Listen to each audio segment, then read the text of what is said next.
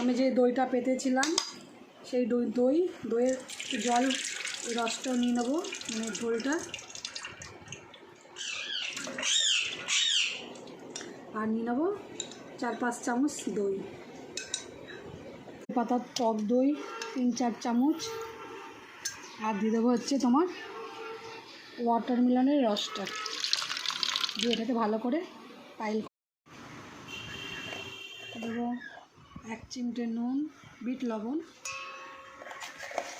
আর 1 চামচ চিনি। চিনিটা পরিমাণ মতন তো আপনারা দিয়ে নেবেন। মিক্স করে নেবেন।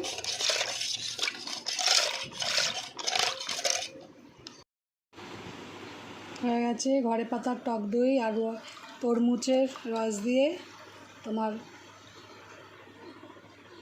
শরবত, দই তরমুজের শরবত।